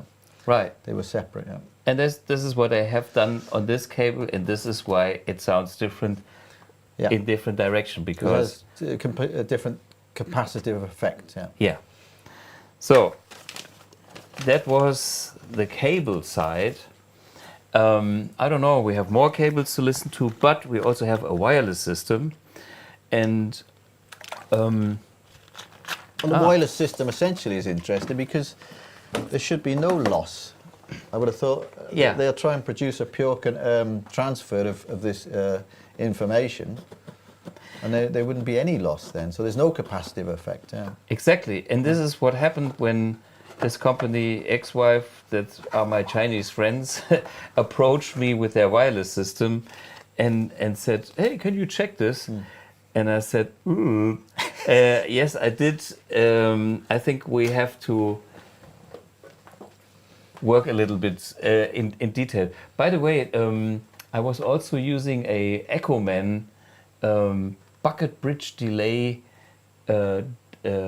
delay chip, old school, which I also talked the guys into doing that because they sourced, they reproduced the old bucket bridge chips. Because they're very hard to get hold of. Yeah. Yeah. If somebody, my Chinese friend, has found a factory where he can produce those again, and so I'm talking any brand that is using those chips is coming from my Chinese friend, which is also the boss of this. Yeah. Anyway. Because those bucket brigade delays are quite sensitive. Yeah. And there's a lot of equipment that doesn't work anymore because the bucket brigade has gone. Dead. Yeah. I do have a few devices next door, vintage. Yeah. Okay, so maybe we can listen to my good cable. Let's call it a good cable because where's the other end? Here. Okay, got it. So, and then.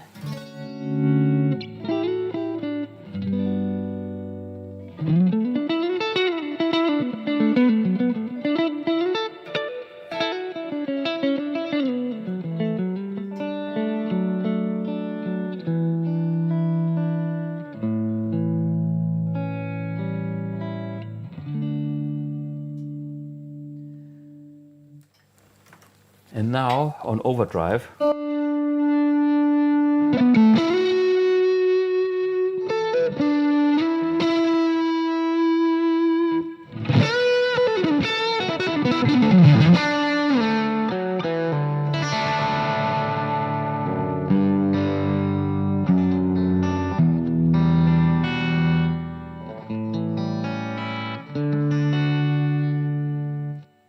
So that sounds like, I think everything is cool.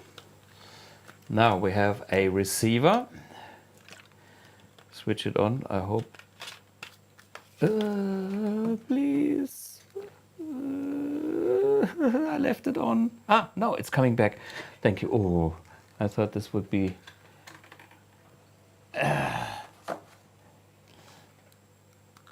Yeah. Lucky.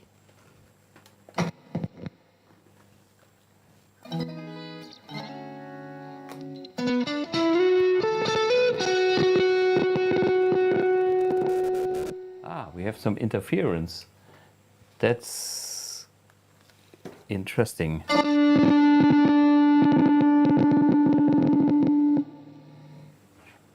What is this?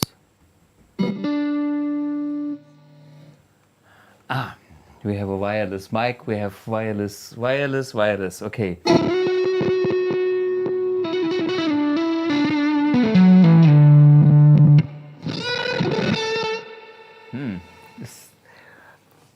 Same frequency. Yeah, and I tell you why, because it's the same company. I'm using the ex-wife wireless system. This is now, you see, okay, this is here, and this is here, and it's all the same, all using the same frequency. How can we survive this? Turn it off. I turn it off. Okay. Use the microphone. I use the microphone. Let's see.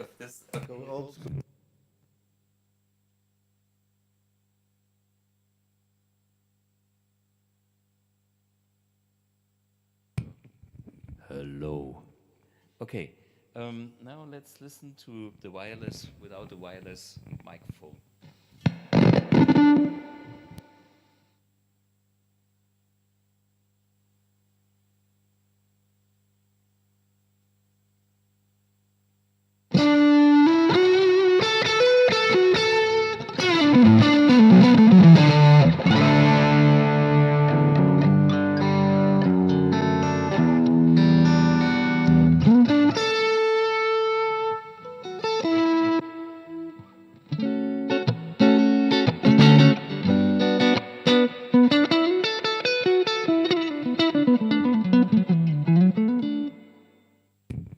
Okay, now the wireless works. The thing is, I think the guitar still sounds pretty good because what I told him is to use a capacitance. There was no capacitance at the input, and therefore it is now sounding correctly. But we do have slightly a problem when it comes to noise, depending on the gain. So if I increase the gain here with a boost, we can listen to a little bit of extra noise.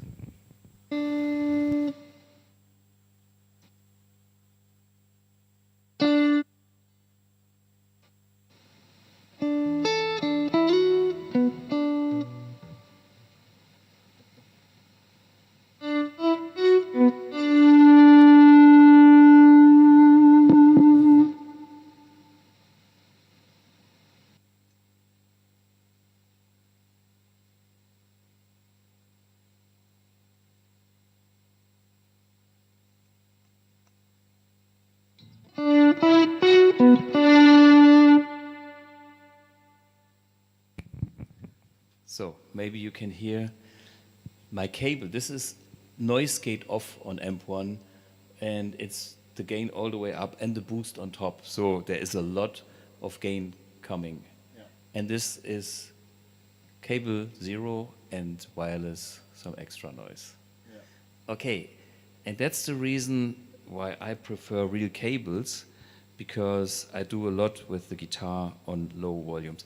On big stages, sometimes a wireless is the best thing to do, but I play rather ordinary stages, and cable is less noise, no latency, and yeah, so you have to decide. Okay, let's go back for the wireless so people can hear us in the proper way. I switch this off and this back on. Is my mic, I'm back on Blug? Okay, so here, can you hold this?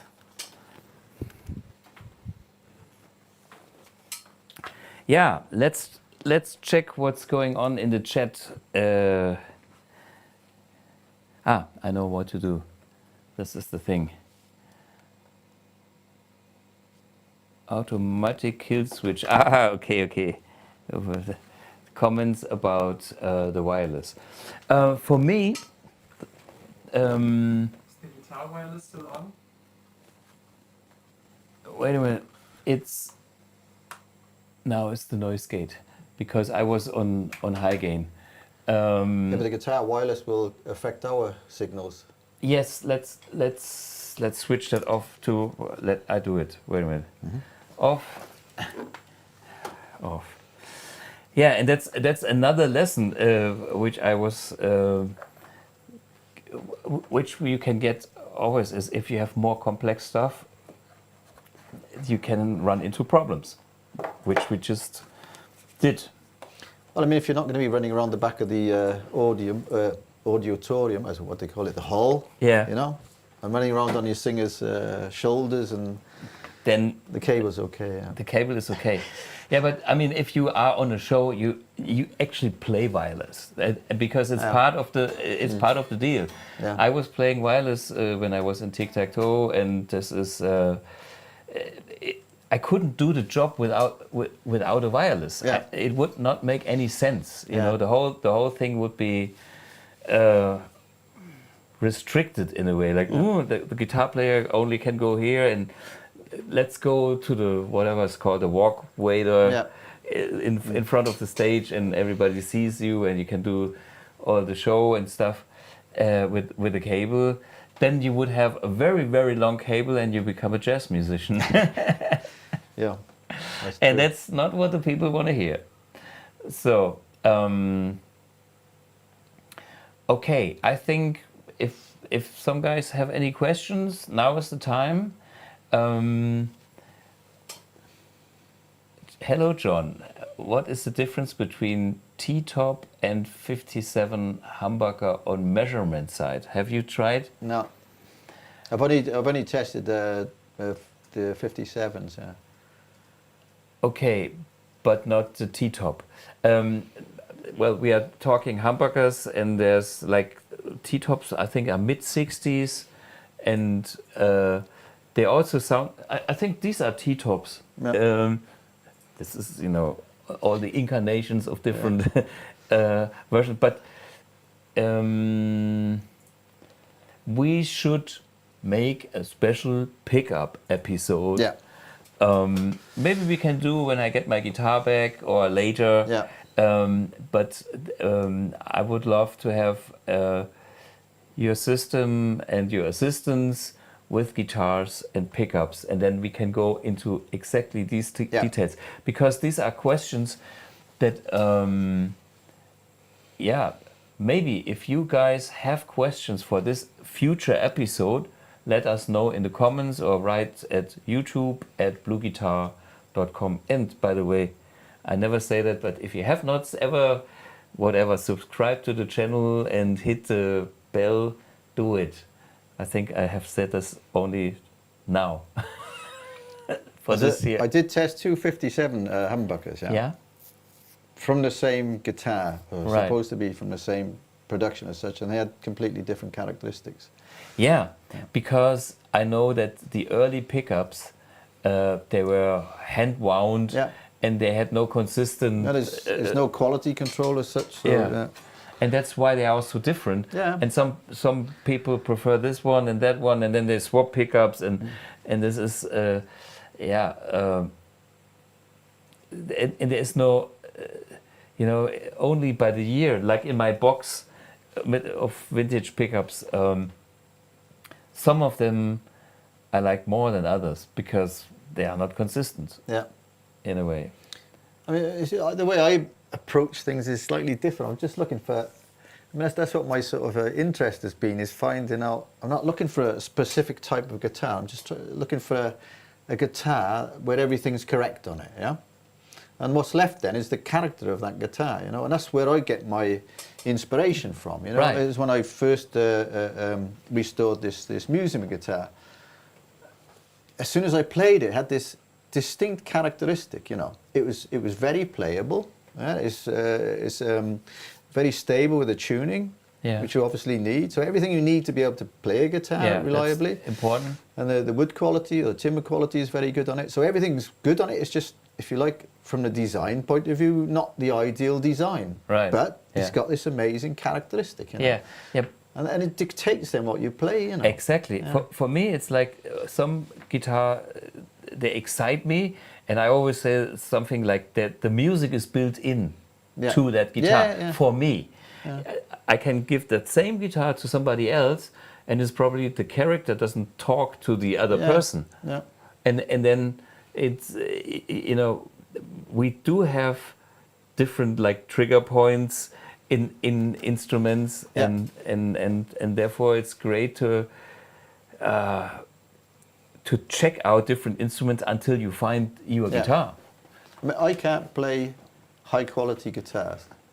Me either. Like the Yamaha sort of super Strat type thing. I can't play them. They're brilliant guitars. Yeah. But I can't play them. I can't find any character. I mean, you've got to have maybe the type of music you play and that type of thing. Yeah. I totally get it. For me, it's similar, because if a guitar is too perfect, it's a little bit boring, because I kind of like the notes that are slightly different, or maybe even odd. But I mean, this guitar is easy playable, but it has some different spots with different character, and that's why I still play this guitar and not any of my other guitars. It's still my main guitar. Yeah, the museum is the history of the guitar is also interesting as well. The fact that essentially that guitar should have been thrown away, put in a bin 20 years ago or something, but to actually bring it back to life and make it a workable instrument, for me is somehow belongs to the whole process, of playing songs on something. I try to play songs with meaning anyway, and if the guitar for me has got a meaning, so that's my synchronicity, if you like, for my music experience. I mean, other people would play that guitar and they would hate it, because it's got a very wide neck. It's almost like a Spanish guitar, but once you get used to it, and you get used to it if you like it. I mean, that is the connection. If you're drawn towards this particular instrument because the excitement is there, and then you make a bond with the guitar, and that's I'm totally the same. Now, esoteric question. I don't know if you ever had this. If you have this guitar and you set up for yourself and you love the guitar, you play it yourself. Did you ever give such a guitar in other people's hands for half a year? Well, somebody's. I mean, I did a report about this on YouTube. I've got a sort of channel, but it's not a proper channel. It's just a hobby channel. Yeah. And somebody saw it and actually bought one and sent it to me to repair. In fact, it's on that picture of the museum. So I restored it to the same standard that I've restored mine, and he uses it for Peruvian music from the 60s, which is kind of a rockabilly type of music that came out of Peru, you know. Okay. This is Peru. But it's very surf guitar. Yeah, oriented. Yeah, surf guitar style. Yeah, I mean, so I mean, he loves that guitar, you know. Okay. Did you notice any difference when, I mean, what I'm referring to is when you have a guitar, you play it, you love it, and you give that guitar to somebody else, and this guy plays a different style on the same guitar. When you get it back, does it feel the same to you, or is it is the molecular structure of the wood? Have they stolen some of the soul of the guitar? Yes, and do you need to get it back by playing it yourself? I've never done it. I've never experienced that. Okay, so, I mean, because I heard that, yeah. and I'm not sure if it's true, but yeah, I think the mind thing is important. That means it's my guitar, of course, and only I play the guitar. Yeah. It's got my sweat and dirt. And so the psychology, I totally agree on it. Yeah, and if somebody else plays it for 6 months, you think it's not mine anymore. Yeah. But I get the thing about the psychology, and I agree on that. But I also wonder if there's another whatever level underneath. I don't know. But I just posed that question. Maybe people have an opinion on that. Maybe not. But I noticed when I have my guitar and I played it for a while, it's like one, and I don't think anything. It's my guitar. It's me. It's my thing. I don't have to think.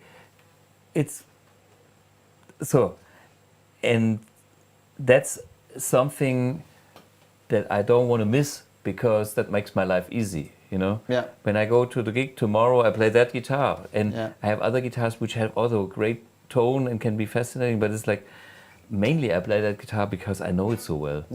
And it's my guitar. It's the psycho thing. But I wonder if it would be different if, you know, some guy would have played it with whatever, bossa nova from somewhere for half a year, if it would still be my guitar. It could be the same strings, if that would change something. Nice experiment. We have to do this one day. It's called cumbia music, it's called, yeah. Cumbia? It's amazing music, incredible, yeah. I've never been there. It's very surfy, and yeah, but it's got this sort of Cuban feel to it as well, yeah. I've been to Cuba, but they listened, but this is, how long is this ago? Maybe 7-8 years ago. They have that raga tone. All the Caribbean music is gone. I mean, I love the reggae and all that stuff.